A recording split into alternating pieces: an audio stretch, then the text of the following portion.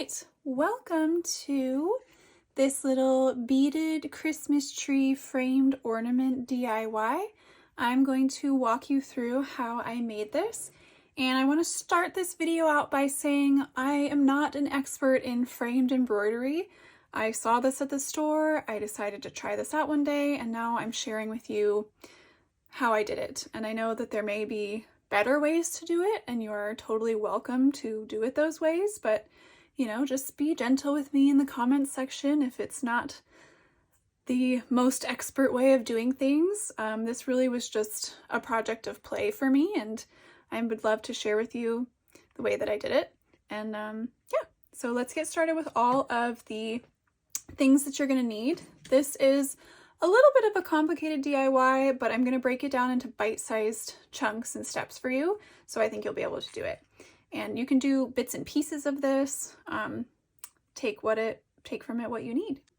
All right, so materials. You're gonna need a piece of fabric. I like the Robert Kaufman Essex Cotton linen line, and I'm just using kind of a little off-white sort of color today. You're going to need various sized beads. So I have a variety here. I've got some little star beads. I've got some little jingle bells. I've got some little bugle cylinder shaped beads. I've got a few beads that are size 8-0 and then a few beads that are size 11-0, and I've just kind of got this mix of sort of reds and greens and golds, a little bit of pearl, some rose gold in there. Most major craft stores will sell all of these beads, and I'll make sure I put the sizes and then link anything else like the stars specifically for you in the description section here. So a variety of beads. You're going to need some kind of framed ornament. I found this at Target. They're only $3 and it's perfect for this.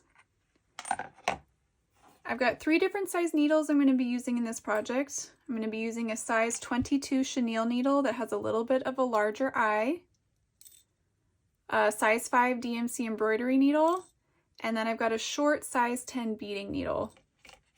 I'm going to be using a size 5 embroidery hoop. You're going to want some way to draw your Christmas tree onto your fabric for the ornament. This one, I'm just going to show you a quick and easy way to draw a little Christmas tree for yourself, but you could also use a stick and stitch pattern that fits within this area, and you could do that as another option. But this is a Pilot Friction heat erasable pen, and that's what we're going to be using. Only a few colors of floss that I'm going to be using today. Just realized I forgot one, but we're going to use 520, I'm going to use 816, and I'm going to use 839. And then for the backing part that we do at the end, I'm just going to get any kind of lighter color of thread. And then I've got a pair of sharp scissors and also a pair of embroidery scissors. And at the end, when we go ahead and back this, because this is such a thin little frame, we're going to have to do some hot gluing on the back, but we'll talk that through at the end. So you're going to need some kind of strong glue. It doesn't have to be hot glue, but a wood glue or a craft glue that's going to be really strong for the end part. All right, let's get started. Oh, one more thing. You're going to need a piece of thin cardboard. You want it to be thin enough that you can cut with scissors. This was from a shipping box that I had, but sometimes craft stores will sell this. You just don't want it to be too thick because we want it to still be able to kind of nestle into this frame. So you can kind of see what I have here in terms of this cardboard width. So hopefully you can find something like this. Okay, so the first thing you want to do is take out the piece of wood from the back and take these out. And then you're going to trace that piece of wood onto your thin piece of cardboard. So go ahead and just trace all the way around it. And then you're going to cut this out with your scissors, but you want to cut on the interior, a little bit on the interior of the line that you traced, because we want it to be slightly smaller than this wood shape. So I'm just sort of cutting on the interior of this line slowly and working my way around, trying to keep this shape. This one's got a little bit of those curved corners. So it can kind of take a little bit of finagling to get this all cut out.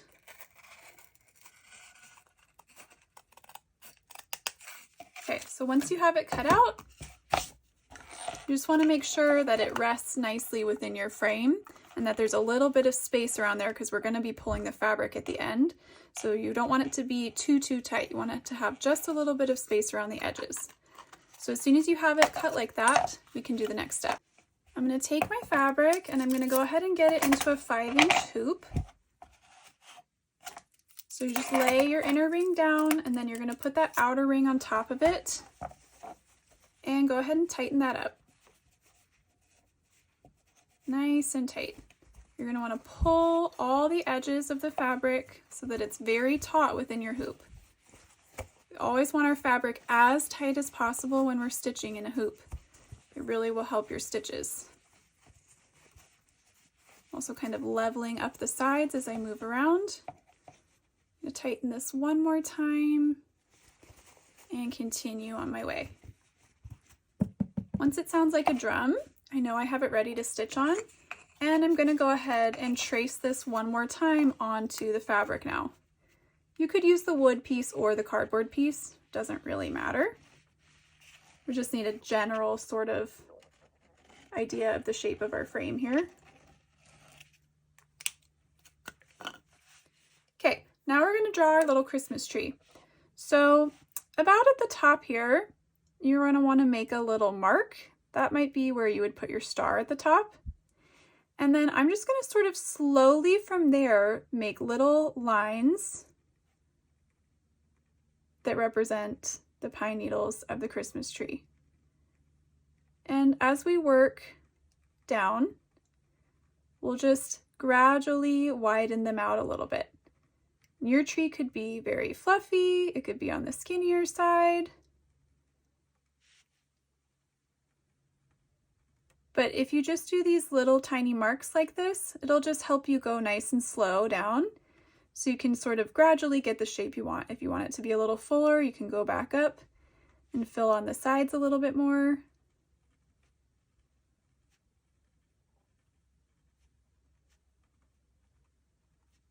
This is a heat erasable pen, so any pen marks that are left over at the end will get erased with heat, like from a blow dryer. So don't worry too much if you make a stray mark. It can be erased. That's why these pens are perfect for embroidery. As I get down to the bottom here, I'm going to go ahead and just make a little trunk by just doing a little rectangular shape coming off the middle point, the center point of the tree. Again, it doesn't have to be perfect. We are just playing here. This is handmade nostalgia we're creating. Okay, so there's my little tree. All done with that part, and we're going to go ahead and stitch it in now. I'm going to use all 6 strands of 520, so I'm going to go and pull a length off that goes from about the tip of my fingers to my elbow. That's the length that I typically like to work with. And I'm going to use that size 22 chenille needle, which has a little bit of a larger eye, and it's just a little bit easier to get your all 6 strands through. So I like to leave about 3 or 4 inches on one side, tie a knot off at the opposite end, cut off the excess, and begin stitching. I'm going to start at the top, and I'm going to make a little straight stitch down to one side. You want to keep your stitch lengths nice and short here. The shorter we keep our stitch lengths, the more natural kind of looking these little pine needles that we're stitching will be. Now I'm going to come back up through the fabric, just about there. This is kind of it's basically long and short stitch we're doing here. It's going to fill this whole tree in, but it's a playful stitch. It's a no right, no wrong kind of stitch. Or sorry, no wrong way to do it kind of stitch. And essentially what you're going to want to do is just continue to make these little series of short, straight stitches, and you're going to move down a little bit each time you kind of complete a row across. So now I'm going to move down a little bit, and I'm going to bring this next stitch up, and I'm going to make my down stitch sort of nestle it in between where those stitches are.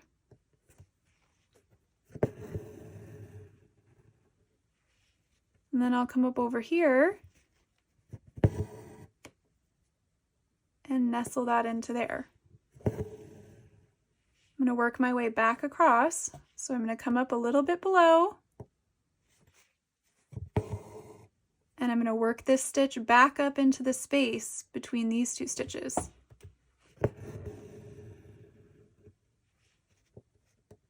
Make a new one over here.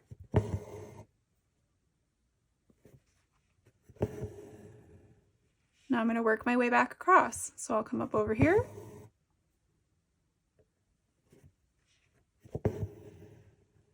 For some reason, when I'm doing this, I like to work in a sort of back stitch motion. So I like to always come up a little bit lower down and then make my down stitch nestled in between previous stitches.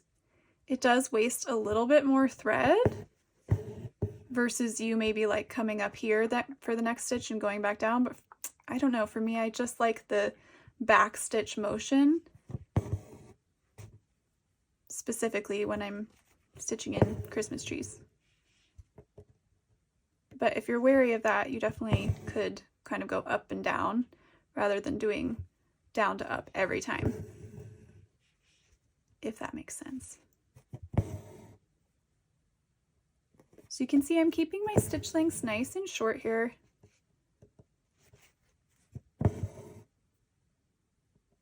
Just going to be going back and across, back and across, making these little straight stitches that rest together. Doesn't have to be perfect.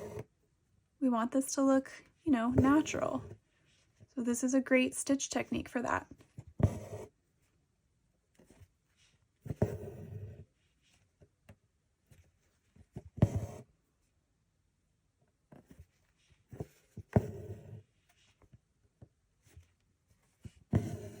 So I hope I'm giving you a good idea of how to get this filled in. I'm not going to stay on the video the whole time here.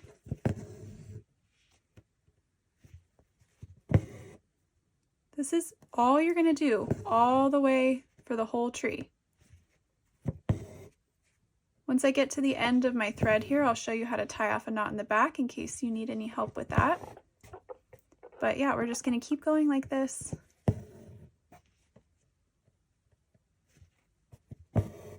Until we get this whole tree filled in.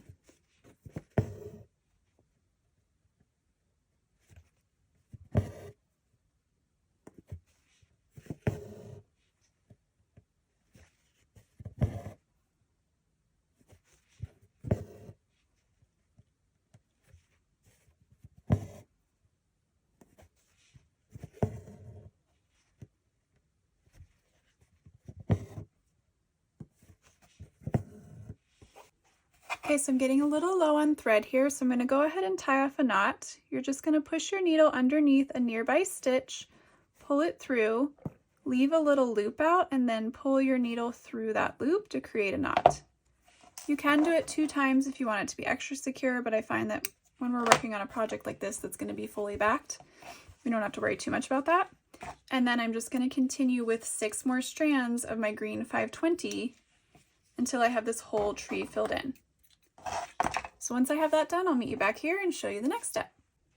Okay, I finished filling in the Christmas tree. So now I'm going to do the little trunk at the bottom, and I'm just going to use 3 strands of 839. So it's made up of 6 total strands, and you're just going to separate out 3 all the way down the middle. You can put your other 3 to the side, and I'm going to switch to my size 5 DMC needle. It's got a little bit of a smaller eye, and I like to use that when I'm working with pretty much anything less than 6 strands. Tie off a knot at the end, and let's do back split stitch. So I'm going to start, my fabric's getting a little bit, okay. So I'm going to start right here at the corner, and I'm going to come up through the fabric, and I'm going to go back down a short stitch length away. Then I'm going to come back up through the fabric a stitch length away. Then I'm going to come back up through the fabric a stitch length away. And I'm gonna go back down about midway through the length of this previous stitch, and I'm gonna put my needle, I'm actually gonna split these threads, so I'm gonna put my needle right down the middle of them. And then I'll come up a stitch length away, and I'm gonna put my needle back down about midway through this previous stitch length, splitting the threads down the middle.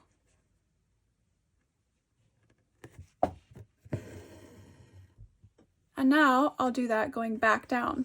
So I'll come up down here, pull my stitch back up into the tree, come up a stitch length away, and I'm going to put my needle back down, splitting these stitches down the middle.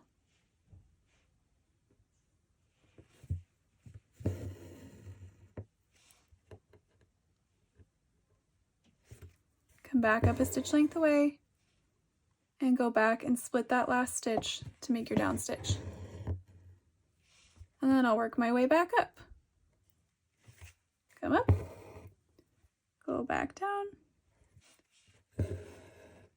come up a stitch length away,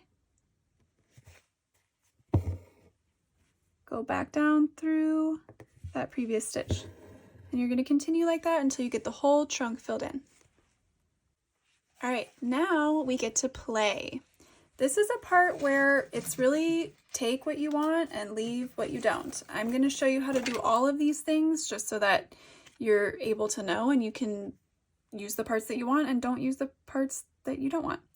So I'm going to show you how to do these little clustered beaded garlands. I'm going to show you how to sew on jingle bells. I'm going to show you one technique to add bows, and then I'll show you about the star as well. But there's lots of different ways that you could decorate your tree here, and this is really just a great opportunity to play.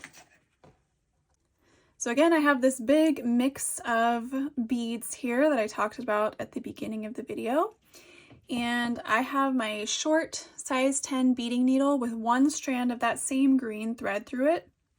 And then you just want to make sure you tie off the knot a few times at the end so that it doesn't slip through your fabric. So I'm going to start at the bottom third here, right about here. I'm going to make this garland kind of just go up just a little bit right here. So just at a little bit of a diagonal. I kind of want to start here and end somewhere right here. And I'm going to start by adding maybe one of my bigger beads. I have no rhyme or reason, I'm just playing. So you're going to get that bead onto your needle and you're going to push it back into place. Because what you don't want is you don't want there to be too much space between the bead and where that thread is coming up through the fabric, because then the bead will slide around. So you can use your needle to push it back as far as you can. And then once it's back as far as you can against the fabric, you're just going to go ahead and make a down stitch on the other side of the bead. And that will anchor it into place. Now I'm going to come up just a little bit above that, and I'm going to do a little cluster of 3 of my smaller beads. These are the size 11-0 beads. So I have this kind of gold color, I have a green, and then I have a metallic red that I'm going to get on here. So I got all 3 of those on at once. I'm going to lay that thread down, kind of using my non-stitching hand to sort of pull that thread down so that the beads lay flat. I'm going to push them back so they're as close to the edge as possible and make a down stitch. Now I might come in right here with a slightly smaller size. This is one of the size 8-0s. I'm going to do this little rose gold one. And I'm also playing with direction a little bit. So sometimes I'm angling it down. Sometimes you could angle it up. So I'm going to angle this one down. Sew that in. And then I might use one of my little gold cylinder beads right here. I've got some longer ones and some shorter ones. So I'll just see if I can find one of the shorter ones. Here's a shorter one. And again, you just lay that down, push it back as far as you can, and then go ahead and make your down stitch.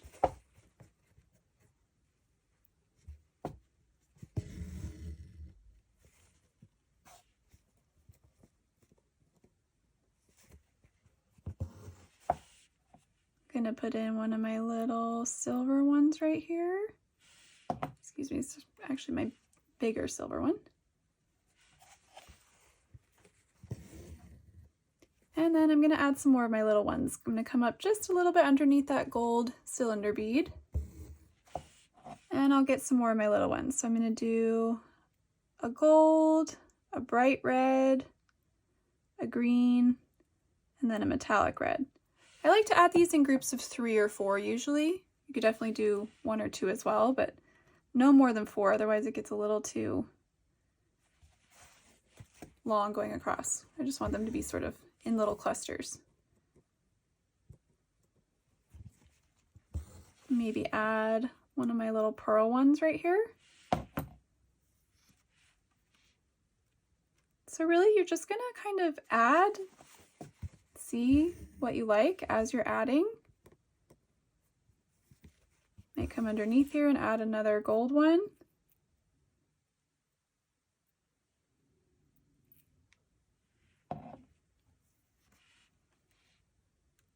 I like these gold ones because they sort of help me with the direction here.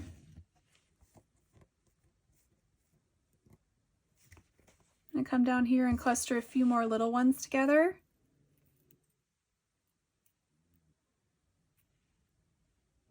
Maybe one big one at the end.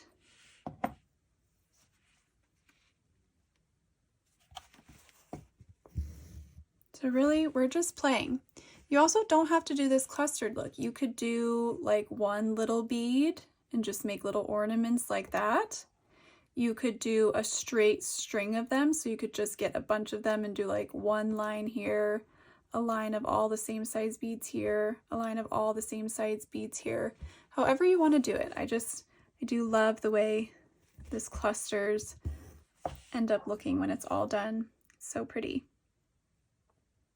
So play around with that.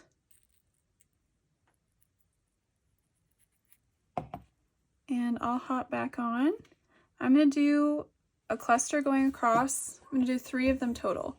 So I'm going to do one going across here, one that goes a little bit up towards here, and then a tiny one at the top to complete it. And then I'll show you how to do a couple more things that you can add.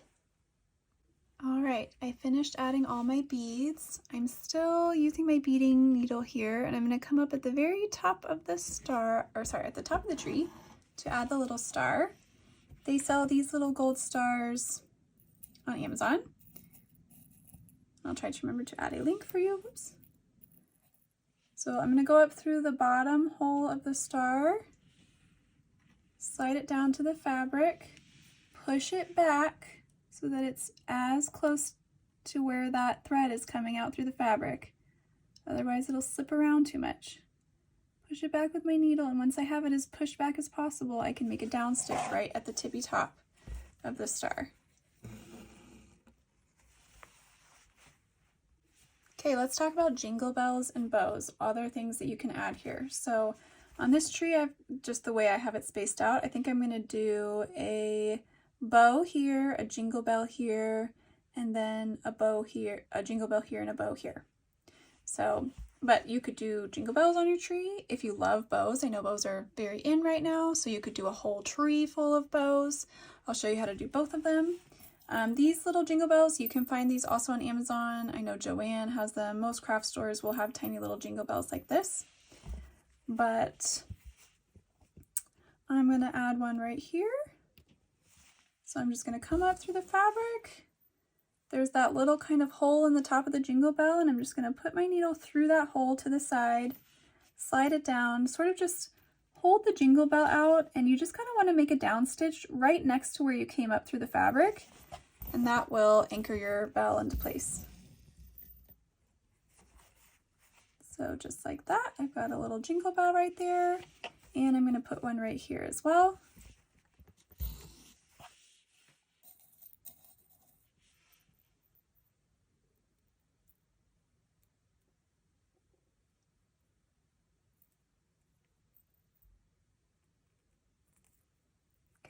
needle's not wanting to go through this one. There we go. All right, make a little down stitch. And now I'll show you how to do some bows. Okay, let's talk about how to make our little bows. So I did one up here and I'm gonna do one in this little section as well. I have all 6 strands of the red 8/16 and I'm just gonna come up through the fabric. And I've got the knot hitting the back and I'm going to let this hang down and cut off right there. Then I'm gonna do that again. I'm gonna tie another knot at the end of this thread. And I'm going to go ahead and come back up through the fabric right next to this one, just being careful not to come up through the knot that I've already done on that last strand. Let that hang down and cut off. So now I've got these 2 little threads here right next to each other. So we'll go ahead and start by tying them together.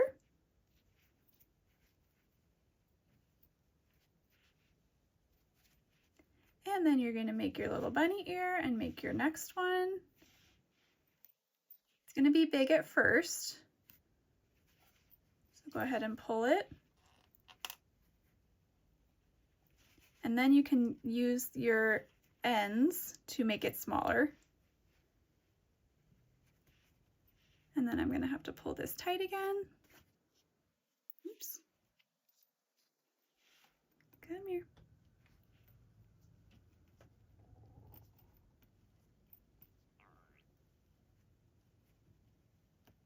Takes a little bit of finesse. Okay, so then once I've got it tight and the size that I want, I'll just cut off some of that excess there and I've got my cute little bows. You could do a whole tree of bows, you could do no bows, it's totally up to you. Okay, so once you have gotten your tree to the point where you're done adding things, done stitching it, all of that, you can take it out of the hoop. Just loosen up at the top, take it out of the hoop. We're done with the hoop, we don't need it anymore. And now I'm going to show you what's next. The first thing you want to do is trim your fabric down, and you want to leave about 3/4 of an inch to an inch around all of the edges. And then once you've done that, we're going to trim in our corners here. So think about, since this is kind of curved, it's not a perfect corner, I want to kind of think about the midpoint. I'm even going to take my pen and just make an approximate midpoint here. And I want to cut these corners away a little bit. So I'm going to cut straight up to that point on this side. And then I'm going to cut straight across to that point right here. And I'm going to repeat that on all 4 corners.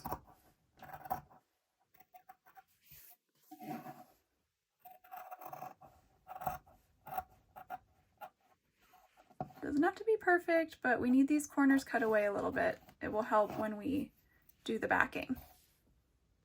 Okay, so here's what I've got. I've got this little piece that looks like this, and now I'm going to grab my piece of cardboard that we cut out earlier.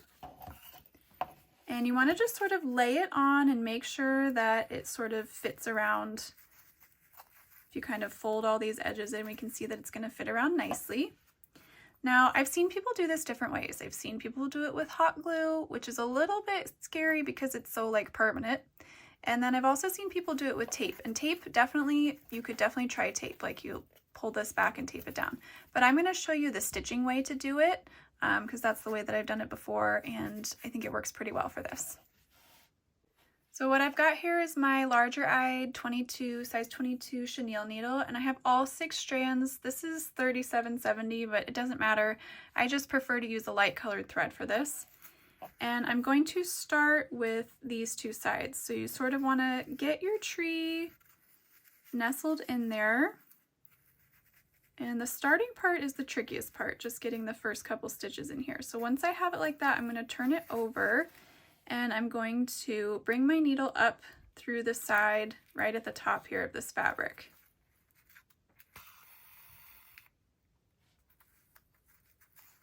I'm going to pull this over and I'm going to come across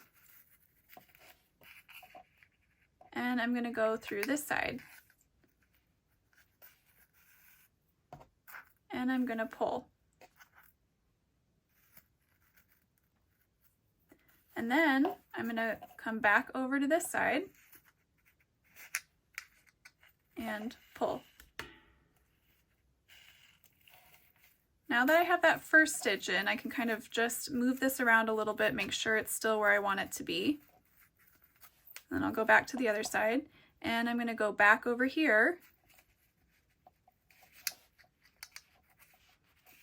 and pull. And then I'm going to go back over here, run my needle underneath, and pull, basically lacing this together.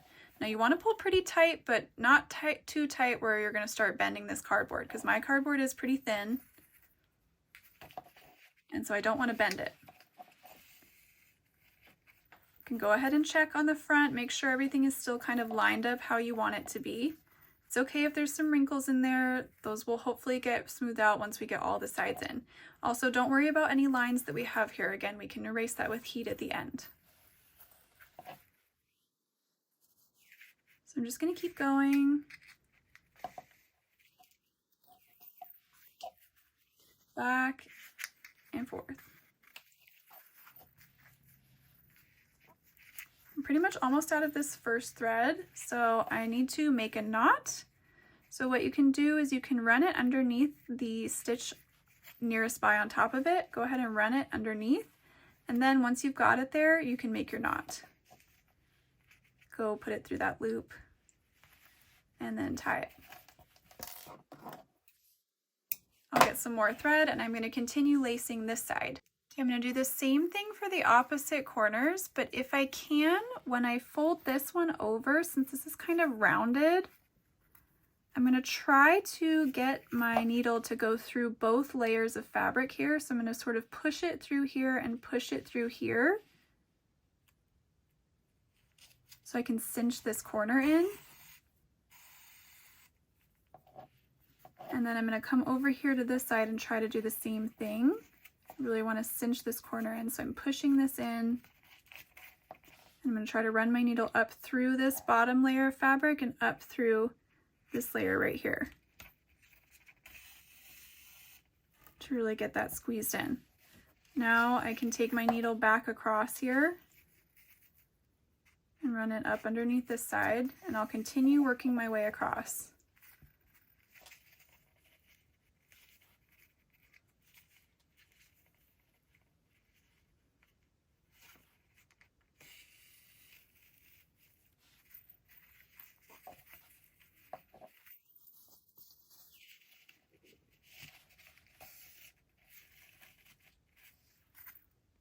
Okay, so I've got this all stitched in. The back looks not pretty, but that's okay. It doesn't need to look pretty. It's gonna get covered up. I'm gonna take a blow dryer, and I'm gonna erase all these extra marks before we put it into our frame. I'm gonna take the piece and nestle it into that frame. And then I'm going to, obviously this doesn't fit back down within these little holders. So I'm going to first hot glue on the back of this piece of wood and then set it down so that it's touching and pressing up against the back of our embroidery. By the way, we're not using these, so if you wanted to, you could remove them, but I'm just gonna leave mine on there. And then to get this all to stay and hold together, I'm just gonna add a little bit of glue around the connecting edges so that everything stays together. So I'm gonna press it really, really tight. And I'm just gonna go ahead and add a layer of hot glue around here. Is it the prettiest thing I've ever seen on the back? No.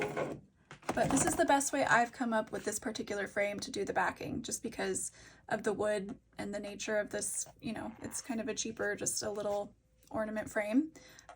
This is the best way I found. So I'm going to go ahead and put my hot glue all the way around, making sure to press really tight and then make sure everything holds together.